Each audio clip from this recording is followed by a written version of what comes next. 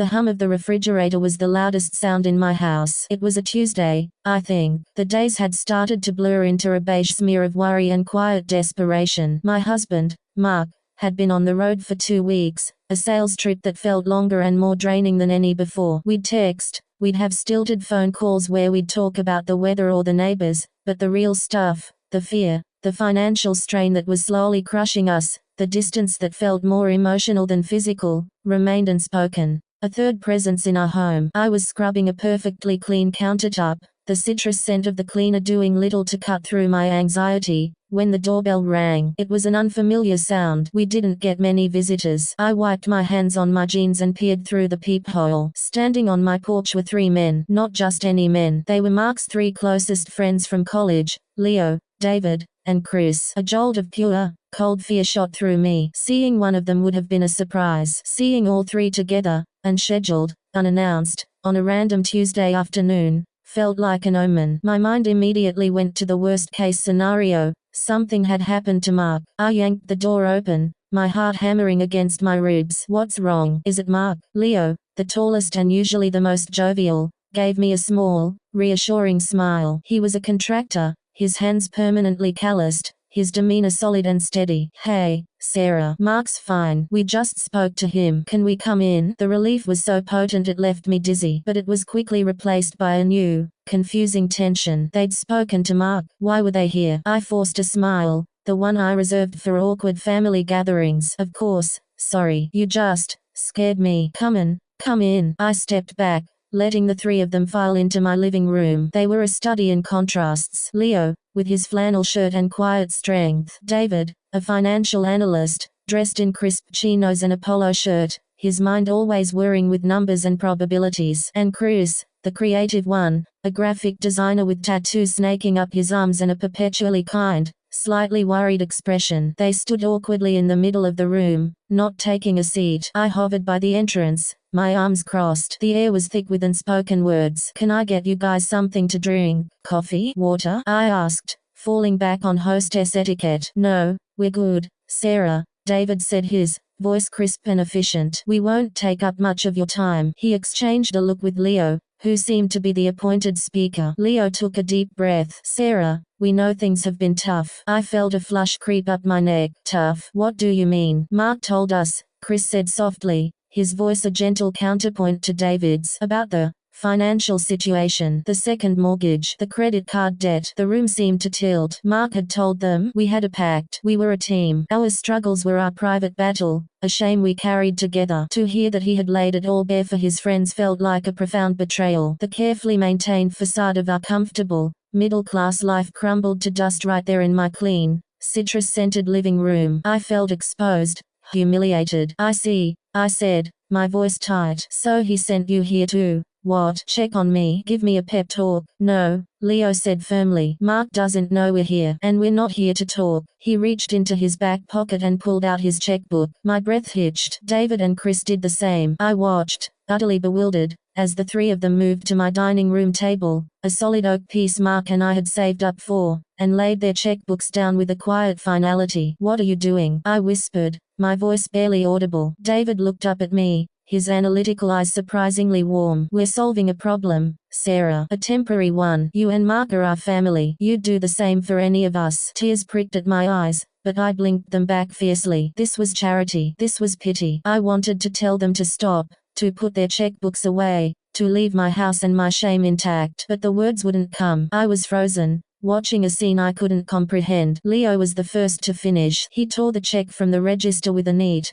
precise rip and slid it across the table toward me. I didn't want to look, but my eyes were drawn to it anyway. The amount written there made my knees weak. It was 5 figures, a number that could wipe out one of our maxed-out credit cards entirely. Before I could process it, David finished. His check was for a similar, staggering amount. Then Chris, his check slightly smaller but still more money than I had seen in one place in years. I stared at the 3 pieces of paper lying on my oak table. They weren't just checks. They were life rafts. They were a collective breath after being underwater for so long. The pride that had wanted to refuse them moments before shattered, replaced by a wave of such profound, overwhelming gratitude that it stole the air from my lungs. I can't accept this, I finally managed, my voice trembling. This is too much. We could never pay you back. Leo walked over and put a heavy, comforting hand on my shoulder. Sarah, look at me. This isn't a loan. I stared at him, uncomprehending. What is it, then? It's an investment, David said from the table. An investment in your peace, in your marriage. We see what this stress is doing to you both. We see Mark, a shell of himself, killing himself on the road. We see you, trying to hold everything together. This isn't how it's supposed to be. Chris nodded. We've all been through hard times. Leo's business almost went under after the 08 crash. My wife, Jenny, her medical bills. David helped us out then. It's what you do for family. You don't keep score. The dam broke then. The tears I'd been holding back for months, for years, spilled over. They weren't tears of sadness or shame anymore. They were tears of release, of being seen, truly seen, in our struggle, and met not with judgment, but with pure, unconditional support. I cried for the weight that was lifting, for the hope that was flickering back to life. I let all three of my husband's friends in that afternoon, and they didn't bring bad news or judgment or pity. They brought a miracle. The story doesn't end there, though. What happened next was a slow, beautiful unraveling of the knot that had tightened around our lives. After they left, after I had cried and thanked them until my words were a jumbled mess, I sat at that table for a long time, just staring at the 3 checks. I called Mark. My hand was shaking as I dialed. Hey, you, he answered, his voice tired. Mark, I said, my voice thick with emotion. Leo, David, and Chris were just here. There was a long, heavy silence on the other end of the line. I could hear his shame, his embarrassment. Sarah, I'm so sorry. I shouldn't have told them. I was just so overwhelmed, and Leo called, and it all just came out. Mark, I interrupted, my voice soft. They brought checks. Another silence. This one was confused. Checks, for what? To pay off the debt. All of it, Mark. They just gave it to us. It's not a loan. The line went so quiet I thought we'd been disconnected. Then, I heard a choked sob. I had never heard my husband cry. Not when his father died, not when we got the final notice from the credit card company. To hear that raw, broken sound now, over 1,000 miles away, shattered my heart and put it back together all at once. He couldn't speak. He just cried, and I cried with him. 2 people connected by a phone line and a shared, impossible gift. When he came home 2 days later, it was different. The grey cloud of stress that usually followed him back from trips was gone. He looked younger. He held me at the airport, a long, tight hug that spoke of gratitude and a new beginning. That night, we sat at the same dining room table and made a plan. We didn't just deposit the checks and go on a spending spree. We used the money exactly as it was intended. We paid off every single high-interest credit card. We paid down a chunk of the second mortgage, lowering our monthly payments to something manageable. We created a strict, but now achievable,